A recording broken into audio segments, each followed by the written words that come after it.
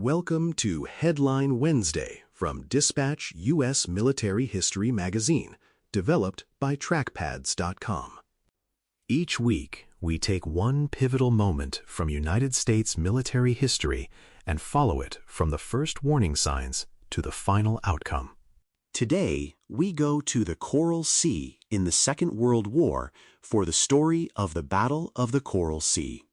It is early morning in May 1942, and the flight deck of an American carrier thrums like a living thing. Sailors in colored shirts move between parked aircraft, checking chains, chocks, covers, fuel lines, and weapons as engines cough awake and settle into a roar. Salt spray rides the wind across the deck. Above them, officers look out over an empty horizon that hides a powerful Japanese force somewhere beyond the curve of the earth. No one can see the enemy yet, but everyone knows he is out there. Below decks, radio rooms glow in dim light as signalmen listen for scouting reports.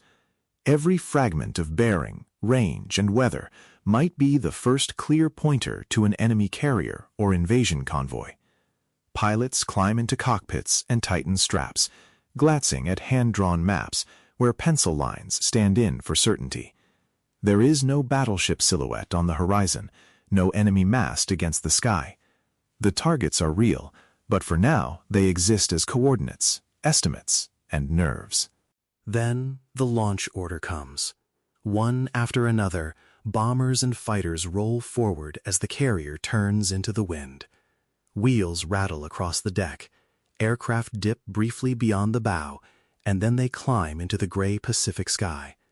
Behind them, the carrier shrinks to a speck. Ahead lies open ocean, bad weather, uncertain navigation, and Japanese ships moving toward Port Moresby and the approaches to Australia. The Battle of the Coral Sea would become something new in naval history. It was a clash in which the main weapons were aircraft, not battleship guns.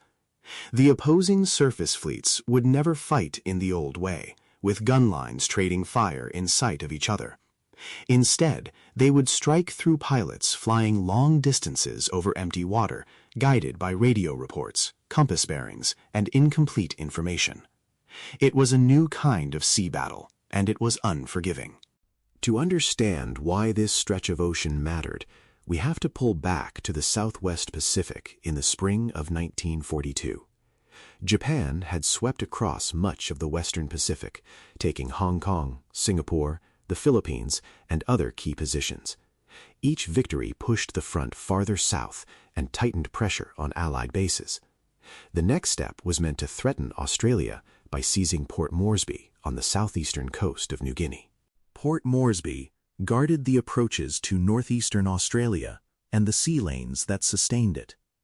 If Japanese forces captured the harbor and airfields, land-based bombers could reach farther south and make Allied efforts to push back far more costly. For Australia, already shaken by Japanese advances and air raids on northern cities, the loss of Port Moresby would be a severe psychological and strategic blow. For Japan, the operation promised to strengthen the outer defensive ring of its Pacific empire. The Allied answer was built around the American carriers Yorktown and Lexington, supported by cruisers and destroyers, including Australian warships. They were far from major bases and had only what they carried in magazines, workshops, fuel tanks, and hangars. Their mission was to find and strike the Japanese invasion force and its carrier cover before it could close on New Guinea. The fate of Port Moresby would depend on pilots flying into empty skies with rough coordinates and very little certainty. The Japanese plan, Operation MO, combined troop transports with covering forces built around the fleet carriers Shokaku and Zuikaku, the light carrier Shoho, and a screen of cruisers and destroyers. It was ambitious and dangerous, aimed at locking in Japan's gains and pushing the Allied line farther back. But the Allies had one advantage. In Hawaii, American codebreakers had been working through Japanese signals and piecing together evidence that a major operation was forming around New Guinea. The intelligence picture was incomplete, but it was clear enough for Admiral Chester Nimitz to act. he sent Yorktown and Lexington into the Coral Sea with what escorts could be spared. The combined American and Australian force was still learning modern carrier warfare in real time. Older ideas about battleship-centered naval power were giving way to a world where scouts, radios, weather, and aircraft decided the battle before opposing ships could ever see each other. Both sides sent patrol aircraft in great arcs across the sea, searching for masts, wakes, smoke, and flight decks. The ocean was enormous, the weather uneven, and whole task forces could move unseen through blind spots. Misidentifications and garbled contact reports added to the pressure. Both commands knew a major clash was coming, but neither had a complete picture. The battle would unfold by fragments. When the shooting began in earnest on May 7th, it did not resemble the classic naval battles of older war plans. American scouts reported what they believed were enemy carriers near the invasion force. They had actually found the light carrier Shoho and her escorts. That difference mattered to commanders, but to the air crews ordered into the sky, the mission was simple: find the carrier and attack. Dive bombers and torpedo planes from Lexington and Yorktown roared off the decks and headed toward the contact. They pushed through defending fighters and anti-aircraft fire, then rolled into attacks on the compact Japanese carrier below. Bombs and torpedoes struck Shoho, tearing open her sides and flight deck and sending water, smoke, and flame into the air. For American pilots pulling out low over the sea, the carrier became a burning, twisting target. Shoho was mortally wounded and sank, becoming the first Japanese carrier lost in the Pacific War. The strike proved that American carrier aviation could hit hard when it found the right target. But the battle was not one-sided. Japanese aircraft, acting on their own mistaken reports, found and savaged the oiler Neosho and the destroyer Sims, believing they had struck more important targets. Their crews endured bombing, fire, flooding, and destruction, while the main American carriers remained untouched for the moment. By the end of May 7th, the battle had become a contest of partial victories and mistaken identities. Each side had landed serious blows without yet destroying the other's main carrier force. Shoho was gone, Neosho and Sims were lost or doomed, and both sides knew the next exchange would be heavier. The invasion of Port Moresby still hung in the balance. On May 8th, both carrier forces finally found something closer to the duel they had been expecting. Strikes launched almost simultaneously from American and Japanese decks. American aircraft headed toward Shokaku and Zuikaku through weather and defending fighters. Over the Japanese carrier force, American dive bombers broke through gaps in the clouds and attacked Shokaku. Bombs tore into her flight deck, damaging the surface and structure needed to launch and recover large air groups. She remained afloat, but her ability to operate as a carrier was badly compromised.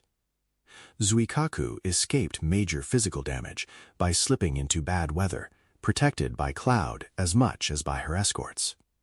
At the same time, Japanese aircraft attacked the American carriers. Fighters scrambled, anti-aircraft guns opened fire, and crews braced in engine rooms, magazines, and medical spaces. Torpedoes and bombs came through the defensive fire. Lexington was hit hard. Fire spread, explosions shook the ship, and damage control teams fought to contain the disaster. Yorktown was also damaged, but she survived and kept enough of her fighting ability to remain a factor. By the end of the day, Lexington was fatally damaged. Fires and internal explosions could not be controlled, and her crew had to abandon ship. Yorktown, battered and scarred, remained afloat and able to steam away. On the Japanese side, Shokaku was badly damaged. Zuikaku had lost much of her air group, and Shoho was already gone. Neither navy could immediately be certain who had won. The answer would depend on which side could still accomplish its mission. That was the true turning point.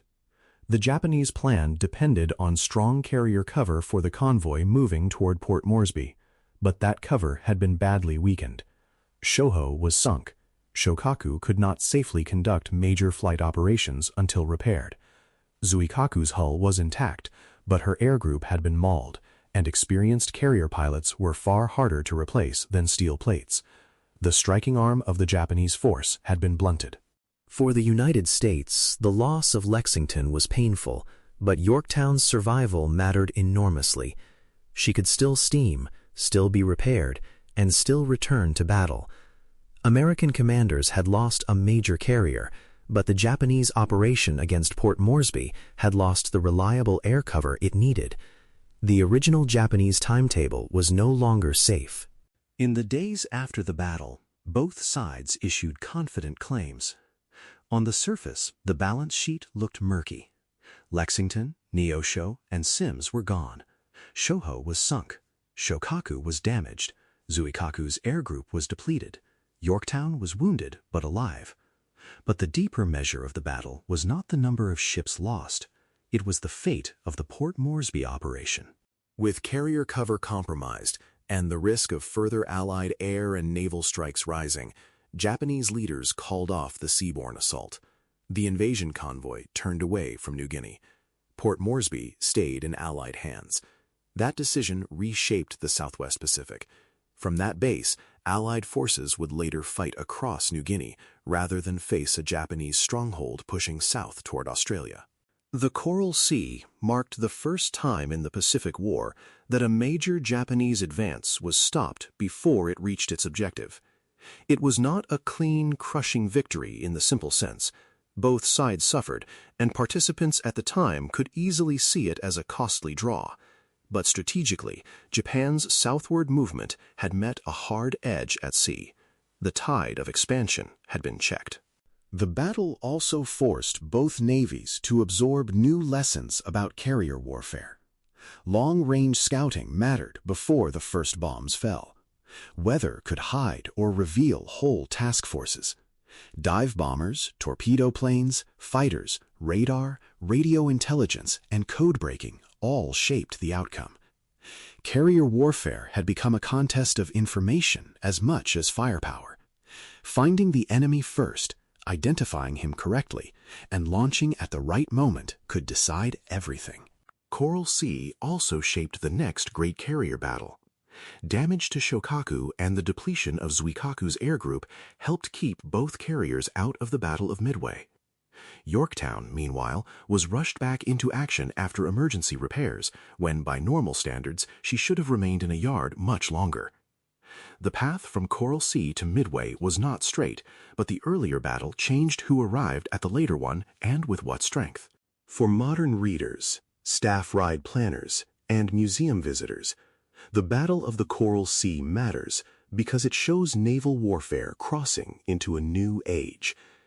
It was a battle fought over the horizon, driven by information, reach, air power, and decisions made under uncertainty. It also reminds us that a battle's most important result is not always who seems stronger when the smoke clears. Sometimes the decisive fact is whose plan has been quietly broken. If you want to keep exploring moments like this, you can hear narrated Headline Wednesday features in the Dispatch audio editions, and join the conversation in the United States Military History Group on LinkedIn. Headline Wednesday is developed by trackpads.com as part of Dispatch, U.S. Military History Magazine.